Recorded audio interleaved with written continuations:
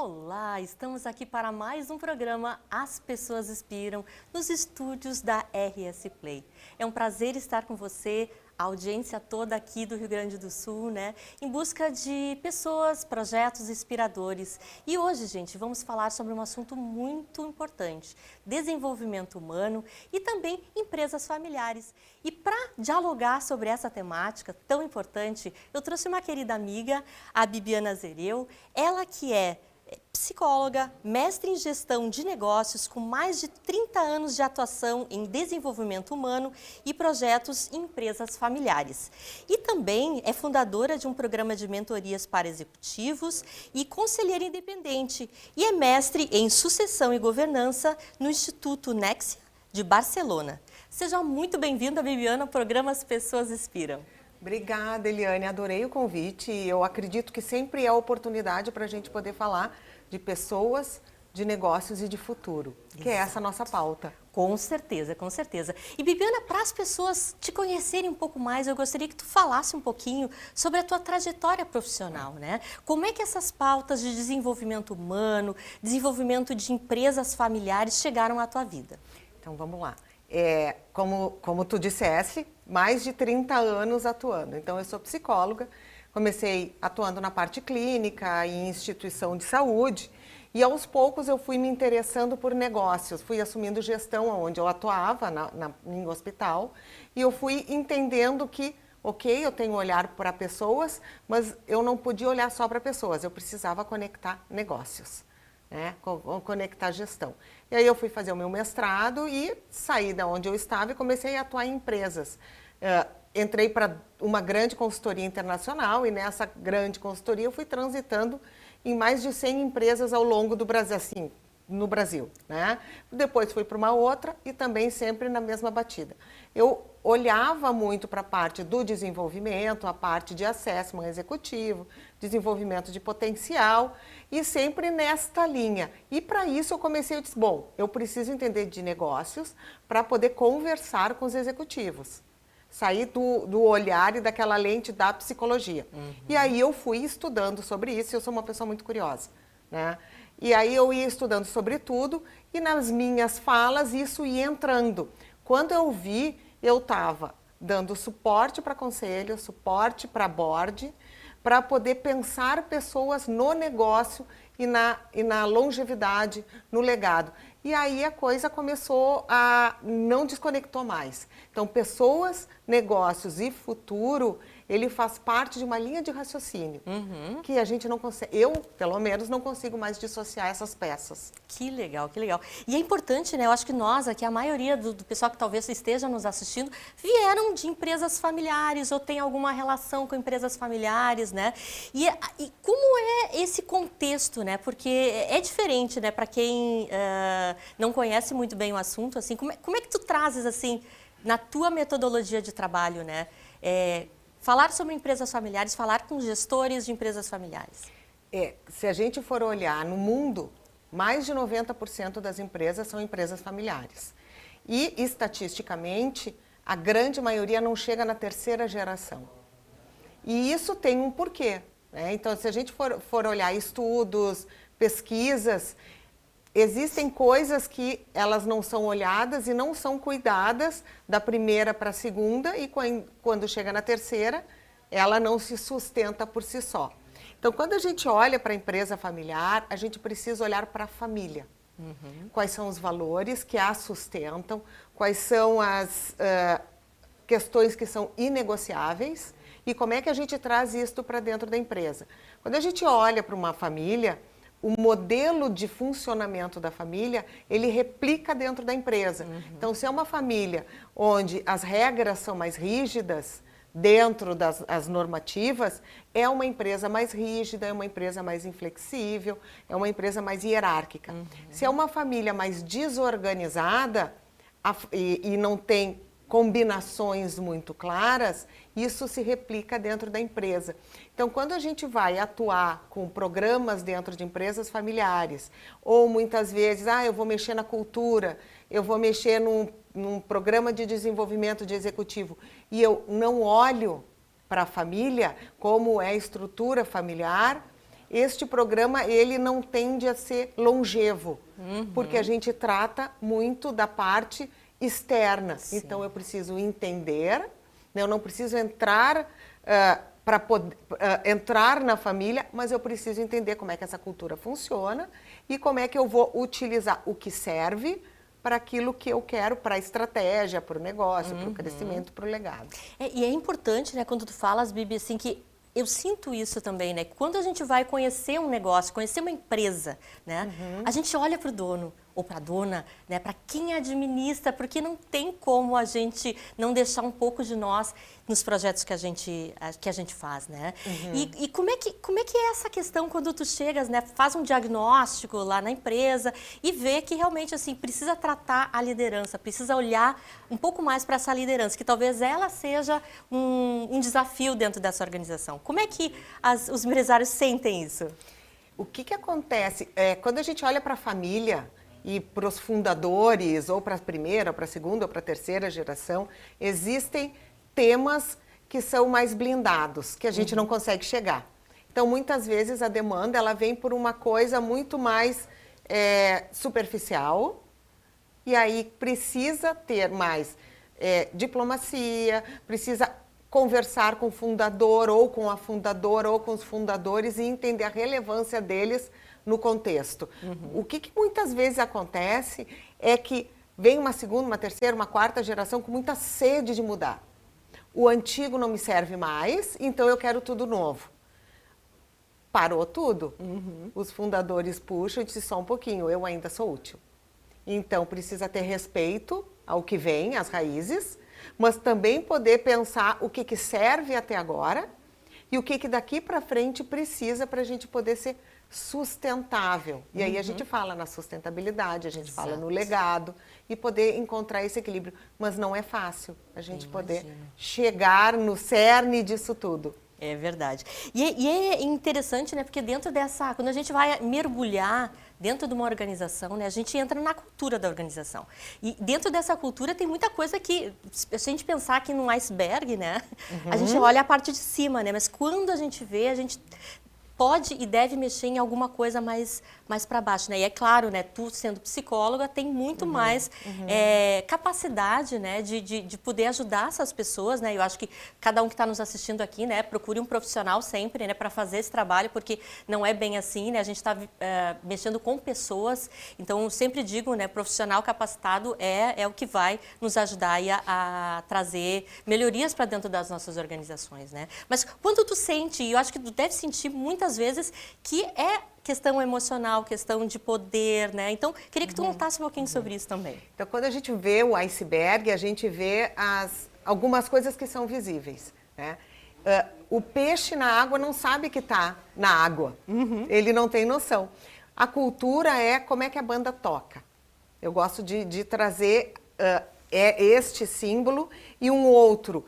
A cultura é aquilo que a gente diz para o melhor amigo, para o familiar, quando ele vem trabalhar na empresa. Não é aquilo que está na placa. Olha, aqui funciona assim. Se tu fizer desse jeito, vai estar ok. Mas se tu fizer desse outro jeito, vão te olhar atravessado. Isso é a cultura. Então, eu preciso entender a cultura. E, normalmente, as decisões em empresas familiares que não têm uma governança bem estabelecida, né? E o que é a governança? Onde é que as decisões são tomadas, quem faz o quê, definição de papéis e responsabilidades, transparência. Estou trazendo de uma forma mais simplista, simples, né? Claro. Né? Mas, assim, são tomadas no almoço de domingo. E, às vezes, por pessoas que não estão participando do executivo da empresa. Sim. E, então, a leitura de como a gente vai fazer o desenvolvimento dessa liderança, como a gente vai fazer uma estruturação de uma linha de sucessão, ela precisa ser olhada para aquilo que não é dito, para aquilo que é o invisível. Então, às vezes vem ferramentas maravilhosas, fui fazer um curso não sei o quê, trouxe ferramentas aqui e ali, mas não é aplicável naquele contexto. Então, quando a gente fala em skill de quem vai fazer esse atendimento, é ler o não dito. Poder conseguir transitar tanto na família ou o que vem da família, poder olhar para a empresa e ver aquilo que não é dito e como é que eu vou fazer a conexão disso tudo para saber o que fica e o que vai. Que legal, que legal. E é um trabalho super importante, né? Porque hoje em dia, assim, a gente vê muitas empresas, né? Que já tem, às vezes, mais de 100 anos aí. A gente está com algumas aqui no Rio Grande do Sul que já tem tudo isso, né? E realmente chega um momento que parece que tem uma disruptura, sabe? Ou, às vezes, eu sinto também, assim, essa sucessão, ela acaba querendo anular toda a história, né? Já teve algum exemplo nesse sentido, assim, para contar para a gente desse dilema, né? Do novo e da história, da memória. Como é que a gente conjuga isso no dia a dia? Normalmente acontecem conflitos bem importantes, né? Então já aconteceram situações dos herdeiros abrirem mão de tudo porque não aceitavam o modelo antigo. Sair fora, então vamos contratar um executivo de mercado. E esses herdeiros vão para um conselho ou são herdeiros, nem para conselho vão. Um dia, quem sabe, a empresa pode vir para eles. Sim. Né? Outros, já aconteceu uma situação onde o fundador estabeleceu dentro de protocolos e combinações e acordos de acionistas como ia ser o combinado. Hoje eu estava lendo um artigo que falava de como os Rothschild mantiveram centenas de anos mantendo. E uma das coisas que eles falam, né, que é falado até nesse artigo, depois eu compartilho, é a importância de ter combinações e protocolos muito definidos. E que isso vem de geração para geração. Então, se mantém as raízes, os valores desta família, mas abre espaço para o novo aparecer. Senão parece que o velho não serve mais e o novo é o que importa. Então aí a gente vai perdendo a característica que foi aquilo que fundou. Então as combinações, os combinados e os protocolos são fundamentais para a gente poder fazer esse cruzamento. É porque, na verdade, assim, a gente está falando de identidade mesmo, né? E essa identidade, essa construção de valores e tudo mais, de propósito, muitas vezes, ela se perpetua, né? A gente vai, claro, ajustando durante toda a jornada da nossa organização, mas, ao mesmo tempo, né, ser fiel ao que viemos, ao que os nossos pais ou antepassados fizeram por nós também é uma coisa importante, né? Que eu acho que é um respeito, como você falou, com as gerações que vieram antes de nós, né? É honrar nossas raízes. Exato. Não tem como a gente ir para frente se a gente não honra aquilo que nos trouxe até aqui. Não significa que a gente vai seguir exatamente o mesmo modelo, mas tem que ter um cerne. A gente precisa, é um legado. Eu estou aqui porque alguém lá atrás fundou, construiu, pensou. E o que nos trouxe até aqui são os mesmos valores. Os valores a gente mantém, mas aquilo que vai fazer com que a empresa se perpetue, ela pode ir modificando, respeitando os valores, respeitando fundadores. Eu acho que é muito bárbaro lindo. isso. Eu fico lindo. Emocionada, porque assim, eu já participei de alguns projetos dentro de empresas, né? E quando a gente vai resgatar assim, a história, gente, assim, ó, dá muito mais valor. Quando eu pego, assim, às vezes, uns livros para ler, né? Eu olho, eu quero saber de onde o autor nasceu, como é que foi construída a história, tudo, sabe? Eu acho que a gente também se mapear dessas histórias que estão por trás das marcas, né? Quem sou eu? E eu, assim, meu avô escreveu há 60 anos, não, nem isso, há uns 40 anos atrás. Minha família é de origem italiana, de Caxias. Ele escreveu contos, um livro de contos, e que trazia muito da cultura italiana da época da fundação de Caxias. E eu lendo o livro esses dias, eu disse, nossa, eu tenho muita história para contar. E eu comecei a escrever. Então o livro está para sair, né? Que bacana. Que são contos de famílias empresárias, mas sem nome, sem nada, mas que o fundo é sempre o mesmo. Os dilemas, né? E assim, ó, e tudo tem um porquê acontecer, que acontece. Ou é o genro que não tem voz numa tomada de decisão, mas é a pessoa que sempre define tudo. Ou é aquela matriarca que decide tudo, mas o nome dela não está na empresa. Né? Ou é o fundador que não toma decisão, quem vai ser o filho que vai assumir o lugar, e aí os filhos se degladiam para ver quem vai sentar naquela cadeira. Então, assim, ó, são várias histórias que se repetem e que no momento que tu para, olha e organiza a casa, as pessoas seguem tendo os conflitos de empresa dentro da empresa, mas a família diminui os conflitos, os atritos e seguem com o almoço de domingo falando de temas de família e não temas de trabalho. Claro, claro. É bem isso, né? Eu acho que esse trabalho, ele é muito importante, né, Bibi? E eu penso assim, ó, tu que também está lá na linha de frente com os líderes, né? O que tu acha que é mais importante, ou uma dica aqui para quem está nos ouvindo, né? Com relação a como é que a gente pode ser uma liderança inspiradora? Vamos pensar assim. Primeiro é cuidando de si. Sendo, agora o nome, né, é Lifelong Learning, né? É isso mesmo. Então, eu preciso estar sempre estudando, buscando o meu melhor, porque as pessoas que vão estar ao meu redor, elas estão vendo que isso está acontecendo. Então, elas também vão querer estudar, ensinar os outros. Então, tu falou, né, que eu tenho a questão da mentoria. Eu acho que, eu entendo que quando a gente ensina o outro, a gente multiplica o nosso saber e a gente cresce com isso. Totalmente. Então, poder ensinar o seu pulo do gato. Às vezes as pessoas não querem ensinar o seu pulo do gato. Compartilha, traz junto, ensina, faz conexão. As conexões são importantes, né? Então, assim, ó, cada vez mais, quando a gente vê a questão da inteligência artificial, muita gente está assustada. Mas, assim, nesse movimento, não é para se assustar, traz ela para perto. O que tu tem para aprender?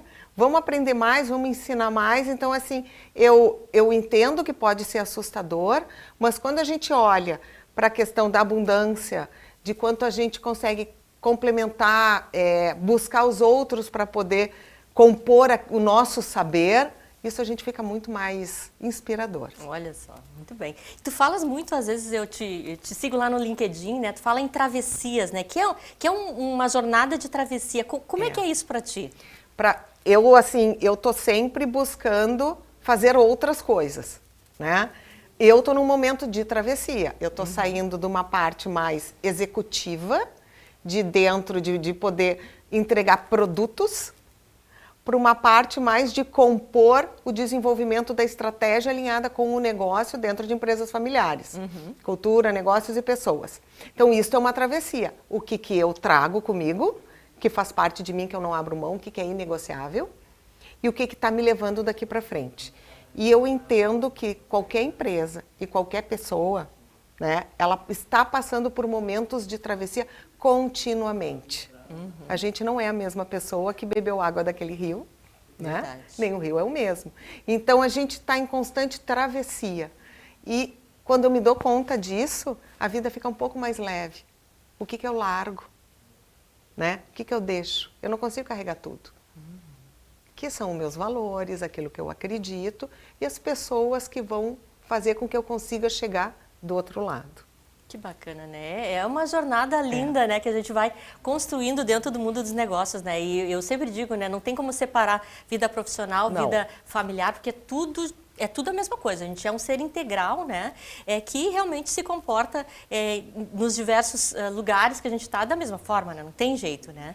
E queria te perguntar, Bibi, sobre as questões da cultura, tá?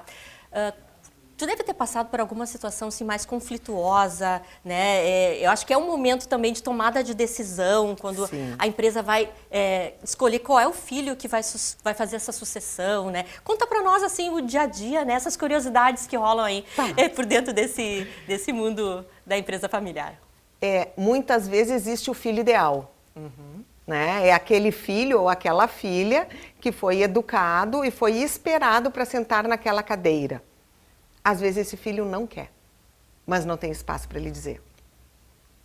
Então é aquela pessoa que muitas vezes assume a empresa, compra a empresa dos irmãos, isso já aconteceu, eu comprei a empresa dos meus irmãos, mas eu sigo pagando as contas deles.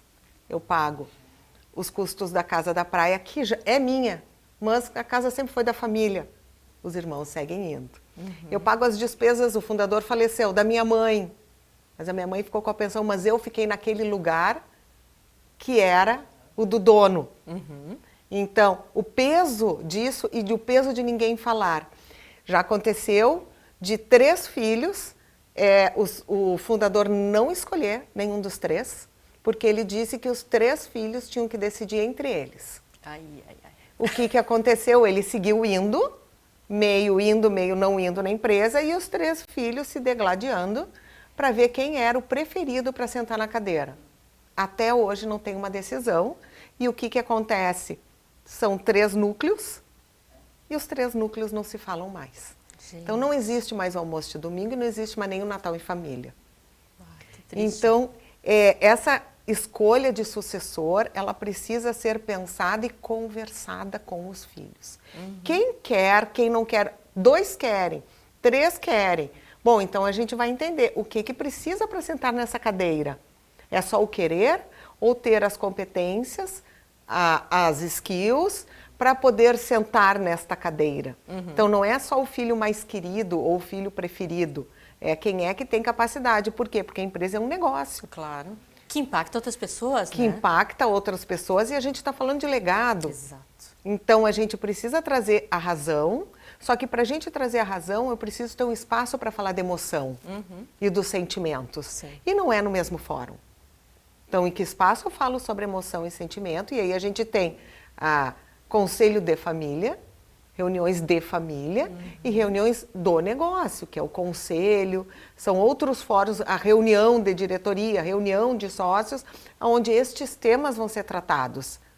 Claro. Então, este é um trabalho riquíssimo, onde muitas vezes as pessoas se assustam com o termo governança, mas a governança é isso, é a gente poder alocar as coisas que têm que ser alocadas para poder falar dos temas pertinentes a cada espaço. Com certeza. E que esteja na estratégia da organização olhar para isso, né? A gente estava conversando até antes, né, Bibi, sobre a importância de colocar a cultura dentro desse espaço da governança, porque às vezes os líderes acham que a cultura vão deixar de lado, né, a sucessão vão deixar para depois. Não dá. Né? Acho que a gente tem que fazer isso de uma forma conjunta, né? A empresa trabalhando e eu pensando também nessas estratégias para que a gente possa realmente aí construir algo maravilhoso e deixar um legado positivo no mundo, né? Isso, e às vezes tem empresas que ninguém quer. Eu não quero pagar o pedágio que meu pai e minha mãe pagaram, Claro. Eu não quero assumir. Então o que se faz? Ou se vende a empresa ou se contrata um executivo externo. Mas isso tem que ser decidido e pensado. Não pode ser um peso para quem vai assumir. Com certeza. Né? E Bibi, tu que estás também nesse meio, né? Como é que está a questão da liderança feminina dentro desses espaços familiares? Assim? O que tu tem visto? A liderança feminina ela sempre foi mais invisível nos espaços familiares. Como em qualquer empresa. Né? Então, muitas vezes se tem o filho homem, é o filho homem. E muitas vezes a mulher ela tem mais condições para assumir, mas é o filho homem. Sim. Com esta fala de liderança feminina que nos últimos anos está acontecendo, muitas herdeiras estão se sentindo com mais prontidão ou mais coragem. Vamos usar até essa palavra, porque não significa que não tivessem prontidão. Prontidão sim, mas muitas vezes não tinham coragem de ir lá e dizer, eu tô aqui. Esta parte pode ser minha, eu posso assumir. Eu não preciso ser aquela pessoa que fica nos cantos dando aquelas opiniões e não são validadas. A gente não pode esquecer que quando a gente fala de empresa familiar tem questões machistas, né? Muito da estrutura, ou a gente não vai nem dizer, a gente não é machista, não é isso. E estruturalmente elas foram constituídas assim. Né? E muitas vezes era o marido, o genro que trabalhava e não a esposa na empresa familiar. E a esposa e a filha não tinha a voz que podia ter. Então, elas estão aparecendo mais, com mais vontade de entender que o legado também é delas. Olha só. E o nosso papel como mulher, muitas vezes, é contribuir para que isso aconteça. Não, vamos lá, tem condições, o que tu precisa para poder ir lá e sentar na cadeira que tu quer sentar. Né? E aí a gente tem cases muito bacanas por aí, né? Então, quando a gente fala na Piccadilly, que são 3 mulheres, Sim. né? Então a gente tem cases bacanas que as mulheres estão Estão no protagonismo, né? Eu acho que é por aí também, né? Eu acho que cada uma de nós, né, Bibi, eu acho que deve escolher o que é bom para si, né? Se eu tenho vontade de ser uma sucessora, né, que eu levante a bandeira, eu quero, né? E o que eu preciso para isso? E se prepare isso? também para isso, né? Eu acho que assim, tem profissionais muito importantes, né, como a Bibi, né, que podem ajudar nesse processo e fazer a coisa acontecer, né? Sim. Mas, Bibi, nós já estamos aqui na finaleira do programa, é muito rápido, o papo é bom, né? Queria que tu deixasse uma mensagem aqui para as pessoas que estão nos ouvindo, né, as suas redes sociais, né, para essa construção realmente de uma empresa com legado, uma empresa que possa inspirar outras empresas a serem melhores. Então, vamos lá. Bom, primeiro, obrigada, né, pelo espaço da gente poder conversar, porque esse é um tema que me encanta demais. E olhem para as empresas sem medo. Sem medo de olhar, sem medo da gente tirar o véu que está em cima e a gente poder olhar com carinho. A gente está acendendo a luz e o bicho não é assustador, né? A gente consegue olhar. E assim, me sigam, é Bibiana Zereu, em tanto o LinkedIn quanto o Instagram. E eu vou trazendo temas sempre pertinentes a poder, tomada de decisão, empresas familiares, governança. Muito bem. Bibi, mais uma vez, muito obrigada aqui por estar no programa As Pessoas Inspiram, né? Agradecer também a audiência que está aqui, né? Com sempre querendo saber mais, né? Eu acho que nós, empreendedores, líderes, né? A gente precisa buscar conversar com outras pessoas, ouvir outras pessoas, né? Para que a gente consiga tomar melhores decisões. Então, agradeço de coração e até breve.